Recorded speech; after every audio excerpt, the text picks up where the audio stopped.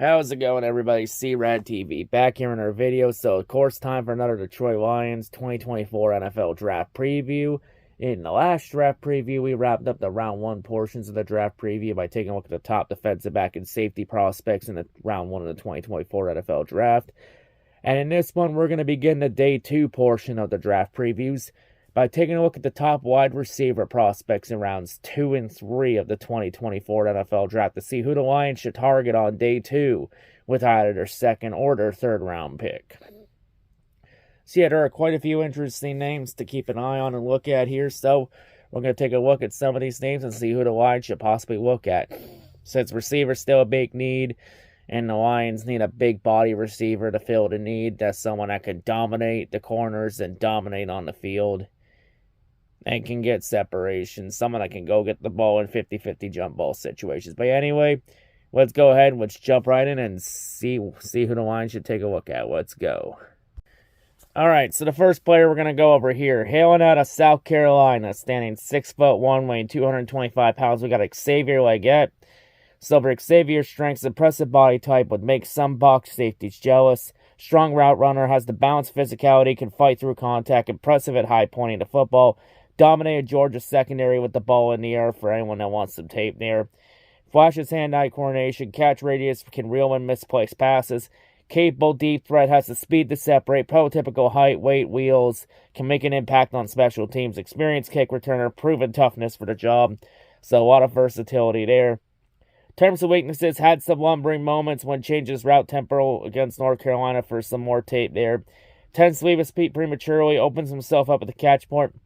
He's more of an athletic phenom than a refined receiver at this point in his career. Inefficient hands, working to free himself for press coverage. Routes lack nuisance or deceptiveness. Doesn't play up to his size with the ball in his hands. His run limitations after the catch and could limit his touches early in his career. He tends to body catch when he isn't under duress. In terms of his NFL comparison, he's been compared to Cordell Patterson of the Atlanta Falcons. Overall, a lot of things to like out of his game. Very physical, big body receiver. Fits a lot of boxes that I want the Lions to look at for receiver. Definitely, I think this is somebody the Lions should keep an eye on for sure. Alright, so the next player we're going to go over here. Hailing out of Florida State, standing 6'3", weighing 210 pounds. We got Keon Coleman. So for Keon's strength, he's a high-weight reel filled with acrobatic contested catches. Strong body control can attribute to his basketball background. Incredible frame allows him to box out coverage from defensive backs at the catch points, can snag the ball. Has a premium catch radius. He's able to reach high, avoid body catching. Leaves the corners completely out of the play. Speed for his size is top-notch. He has some burners on him, can run past most safeties. He gets up to top speed very quickly, can make strong releases by combining his jets with his physicality. In terms of his weaknesses, though, he's mostly a straight-line player. Can't really get in and out of his breaks and make quick movements after the catch to evade defensive backs. He loses his initial burst when he gets to the top of his route, giving the step he gained on corners right back to him. He brings a lot of separation concerns that highly touted with his height, weight, and the speed receivers in the past fell victim to when it translates to the NFL level. Often feels relying on athleticism and physicality. Doesn't win in numerous ways like some of his draft class competition. He lacks a second gear of acceleration and can coast through routes at times. He's also been listed as a player that could disappoint in the NFL, because he's a former Michigan State basketball player, and even though his outstanding jump ball ability and his big frame are very enticing, he's far from a refined product. His speed limits upside. In terms of his NFL comparison, he's been compared to now retired wide receiver and former Detroit Lion Kenny Golladay. Overall, though, a lot of things to like out of him. Big body receiver, has very good catch radius, can get the 50-50 jump balls. A few things, though, are a little concerned. Plus, he didn't do that well in his pro day or at the combine. But keep this in mind. Rams rookie wide receiver last year, Puka Nacua, he had about the same attributes that Keon had. Didn't do well in his pro day or his combine. And yet, none of that even mattered. Would this matter with Keon Coleman in Detroit? Time will tell. Puka Nacua is one of the many examples of how the NFL draft is a total crapshoot. But in terms of Keon, he checks off almost a lot of the boxes I think the Lions should look at for a receiver. In terms of a big body, he can get the 50-50 jump balls. This is someone I would definitely roll the dice with 100%. All right, so the next player we're going to go over here, hailing out of Washington, standing 6'2", weighing 204 pounds. We got Jalen Polk. So for Jalen's strengths, well-built, wide out, broad shoulders, good muscular definition, savvy route runner, can create separation with alternate gaits and shoulder fakes. Sprinkles of deception to go with a size, strength, and speed. Used all over the field, sees times on both sides and out of the slot. Draws a lot of contact downfield as the sneaky routes lead defenders grabbing cloth. Compact frame allows him to brush past physical defensive backs. Keeps the integrity of his routes. Earns the trust of his QB to be where he's supposed to be. Furthermore, he recognizes the holes in coverage, settles nicely. Locates the ball, show good timing and body control, can adjust. Shows good vision, strength, and determination after the catch. Can break arm tackles and create his own.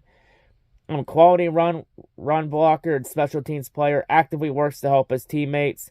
Terms his weaknesses, though, he had a knack for big plays, including touchdown grabs of 76 and 92 yards, which are second longest in school history of Washington. However, he isn't a true speedster. He generated a lot of his production from inside the slot. He started off each of his past 2 seasons hot, catching 4 touchdowns, 6 Septembers in both his years at Washington.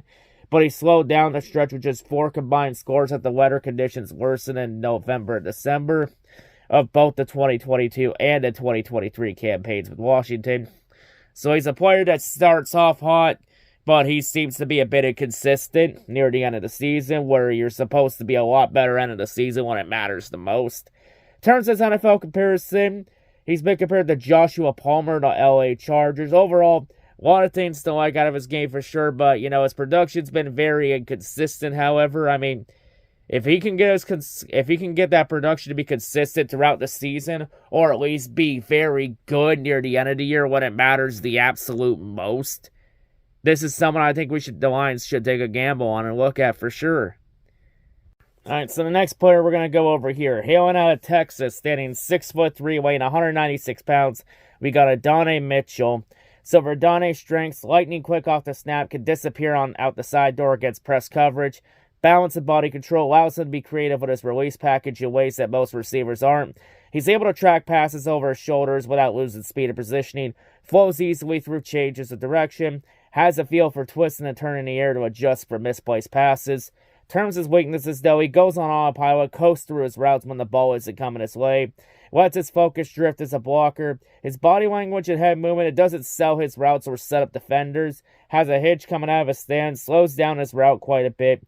Doesn't play up to his size at the catch point. Too reliant on laying passes into his frame. Ability after the catch doesn't stand out from his peers. His traits don't suggest a home on special teams at the NFL level. So, lack of versatility there. Hot and cold player will worry scouts with his energy. In terms of his NFL comparison, he's been compared to George Pickens of the Pittsburgh Steelers. Overall, a lot of things to like out of his game. Very quick. If he can utilize his size more and be a lot more consistent and be more hot than cold, definitely I think someone to keep an eye on for sure. So the next player we're going to go over here, hailing out of Michigan, standing 5'11", weighing 186 pounds, we got Roman Wilson. So for Roman's strengths, he offers a surprisingly diverse skill set. First thing that stands out about his game is his straight line speed. Expected to be one of the fastest players at the combine. He was already clocked in at 4.37 in his 40-yard time in 2019 when he was a prep at the Nike event called The Opening, which is an all-star event for top high school recruits. He's far from just a vertical threat, however. He shows balance, sprinting footwork out of his breaks, can create separation. Further experience running a full route tree of Michigan's pro-style offense with Jim Harbaugh. It suggests a quick transition to the NFL as to his sticky, reliable hands. While his build suggests durability problems, he played in 30 of Michigan's past 33 games over the last 3 seasons and showed above-average focus, toughness, and strength, can hang on while absorbing big hits, and he played a big factor in Michigan's national championship run in 2023. In terms of his weaknesses, though, too easily knocked off his route in traffic, has a lean, wiry frame, leaves him struggling in the box out the bigger, more physical defensive backs and contested grabs. He often lined up in the slot at Michigan. Close proximity to the behemoth of the NFL. It could make crossing the middle a virtual minefield. offers virtually nothing on special teams, including as a returner, despite his speed. In terms of his NFL comparison, he's been compared to Jalen Waddle with the Miami Dolphins. Overall, a lot of things to like out of his game, and very fast too, but he played more of a slot receiver role, and the Lions need more of an X-receiver type receiver, and a little bit undersized, I think, for that role. Like, if it was any other year, I would say, yeah, I would go with Roman Wilson, but I think the Lions could do better. I think there are better options for what the Lions could be looking for an X-receiver, for a big body receiver. Any other year, I would probably say go for Roman, but this one, I'm going to say pass. Alright, so the next player we're going to go over here. Hailing out of Western Kentucky, standing 5'11", weighing 210 pounds, we got Milwaukee Corley.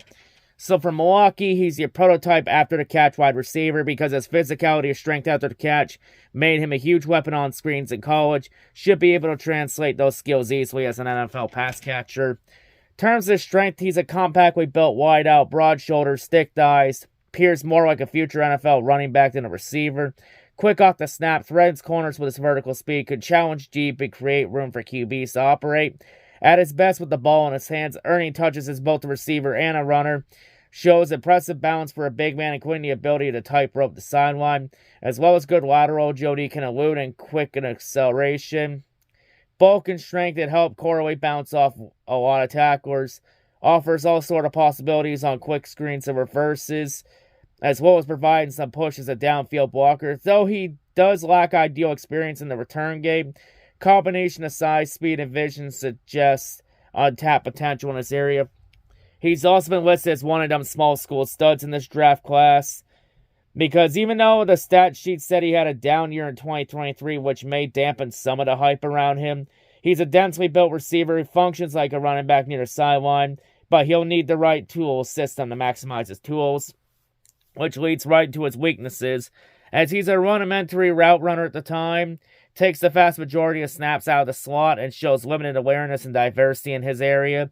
Lacks spatial awareness, and defenders around him too often gets sidetracked by bumps downfield that ruin the timing with his QB. He's a capable hands catcher, but had too many drops of catchable balls in 2023. Fails to track balls over his shoulders and showing just average focus and physicality to haul in passes in traffic despite his ideal frame. Questionable ball skills may have contributed to him handling just a few kick and punt opportunities over his career. Seemed hesitant to field balls that weren't kicked right to him. In terms of his NFL comparison, he's been compared to Lynn Bowden on the New Orleans Saints. Overall, a lot of things to like out of his game for sure. A lot of things to like for sure. If he was a couple inches taller, I would 100% take a chance on him. But in the end, I think he just fails to fit what I want in an X wide receiver, a big body receiver. Like, he has the weight and size, but not the height. So sadly, if it was like with Roman Wilson, if it was any other year, I would say go for it. But this one, I'm going to say pass. Alright, so the next receiver we're going to go over here, hailing out of North Carolina, standing 6'2", weighing 200 pounds, we got Devontae Walker. So for Devontae, his strengths, very natural separator, makes smooth breaks in his routes, easily stacks defensive backs, can create conflict in the coverage, space for him to catch the ball with ease, move after the catch. Ball tracking down the field is high quality, works as efficient deep threat, combines his great foot speed with solid concentration on the ball flight. Gave Clemson corner Nate Wiggins a very hard time during their matchup, effectively beating his press coverage often, if you want to watch some tape there. In terms of his weaknesses, though, he's a jack of all trades, master of none. If he's tested below expected at the combine, may lack a distinct role in the NFL. Technical aspects that could use development at the next level, may need time to get up to NFL speed, become more three-dimensional. Plus, North Carolina did not utilize him effectively in the short and medium games, so his experience there is rather limited. Doesn't quite understand leverage as a receiver. Will sometimes let corners bully him out of a reception. In terms of his NFL comparison, he's been compared to former Detroit Lions wide receiver and current free agent Marvin Jones. So overall, though, a lot of things to like out of his game, can get some separation, very good there. May need to take some time to develop, but definitely someone I think the Lions should keep an eye on for sure. Alright, so the next receiver we're going to go over here. Hailing out of Georgia, standing 5'11", weighing 185 pounds, we got Ladd McConkey. So for Ladd, he's a prototype route-running wide receiver. He's a true slot receiver, average size but outstanding quickness. His nuisance and creativity with his routes makes him a difficult matchup. In terms of strengths, good athlete. He's not quite in the upper echelon, but he had enough speed to challenge top SEC prospects like Emmanuel Forbes and Chris Abrams-Drain, if you want to watch some tape and footage there. His route running skills are very refined. He gets in and out of his breaks with agility. He's able to jam out physical corners, can gain separation. Run after catchability is assisted by his high agility level, able to juke out defensive backs and linebackers on the way down the field. In terms of his weaknesses, though, his durability is a little questionable. He gets caught with nagging injuries consistently, so he's had issues staying healthy. His hands could use work, generally avoids the body catch. He's not able to bring balls in when contested at the top of the route at an above average rate. Vertical separation's mediocre, makes him more reliant on a good release than other elite receiving prospects in the class. In terms of his NFL comparison, he's been compared to Jaden Reed of the Green Bay Packers. Overall, a lot of things to like out of his game for sure. Just a few things I think that might turn the Lions away from here. Plus he was more of a slot receiver, which is now what I think the Lions are looking for, because they're looking for an X-type receiver. And I don't know if Ladd McConkey fits that bill, so I think the Lions could do better. I'll say pass. And the final receiver, the final player we're going to talk about in this video, we have hailing out of Washington, standing 6'1", weighing 192 pounds. We got Jalen McMillan. So for Jalen's strengths, quality athlete, good lateral agility, can elude in tight quarters, smooth accelerate upfield. Choppy stepper, can leave defenders on their heels in the open field, has a laterally strength and flexibility, can snake his way through traffic as a route runner. He's a big play threat with his short area quickness, vision to weave his way through traffic for bubbly screens and on special teams. Average a healthy 9.2 yards in his limited opportunities as a punt returner. Strong, secure hands, consistently plucks outside of his frame. Gifted all-around athlete. In terms of his weaknesses, though, while he is agile, he's quicker than fast, tops out earlier than one might think, given that he both caught and ran for touchdowns, 75-plus yards in 2022, for some tape there. He's a bit high-cut, spinally in his lower half, and was hampered for much of the 2023 campaign with an injury to his left leg. He was schemed open in a sophisticated passing attack at Washington with defenders stretched to cover other receivers. He rarely draws the opponent's top defender or extra coverage. As a result, though, he only occasionally was asked to make contested catch grabs, something which will change immediately in the NFL level. In terms of his NFL comparison, he's been compared to Demarcus Robinson of the LA Rams. Overall, a lot of things to like out of his game. It does a lot of things right for Jalen, but, a couple of things, though, are concerns, especially his health. Can he stay healthy? That's going to be a big thing. But hey, this is someone I think I would definitely keep an eye on for sure. But yeah, anyway, that'll wrap it up here for this Detroit Lions NFL draft preview. So yeah, definitely quite a few interesting receivers to keep an eye on, especially some big body receivers, because a lot of the big body receivers in this very deep wide receiver draft class aren't really expected to go to the second round. Like, I'll be honest, a few of the players I mentioned early on in the video, like Leggett, Coleman, and Adonai Mitchell, that they all could be possibly a consideration for pick 29 in the first round for the Lions. Unless the Lions trade down to a team that's drafting pretty high in the second round and wants to jump back into the first round. That's always a possibility, though, if Brad Holmes and company want to queue more picks. But hey, if Brad Holmes and company, if they take, and the Lions, they take a receiver that I said pass on, I won't be too pissed about it, because at the end of the day, Brad Holmes has been an absolute draft wizard. He's really killed it on all his draft classes. Just look at his draft class last year, and everybody shitting on it because Brad Holmes threw positional value out the window. And now that draft class, 1 year later, has been rated as the best draft class of the 2023 draft. So yeah, it's just proof that draft grades mean absolutely nothing, and that the draft class is fucking that the draft is a crapshoot. And yeah, draft grades are meaningless until we see the actual product on the field. And that you can find talent anywhere in the draft if you have the right people calling the shots. And in the Lions' case, we definitely got the right person calling the shot in Brad Holmes. So, no matter what happens, in Brad Holmes we trust. And in Dan Campbell we trust as well. But yeah, that'll wrap it up for this one. So the next one we're going to go over, it's an area we haven't targeted yet in this class, because I was going to go over in the first round until the Lions signed Kevin Sider from the Ravens for guard to replace Jonah Jackson. So I really didn't view O-line as a need until the second round, till day 2. So next time we're going to go over some of the O-lineman prospects to see who the Lions could possibly target in the second and third round of the draft. Since I still think the Lions should target an O-lineman in this draft, either a guard, more so a guard.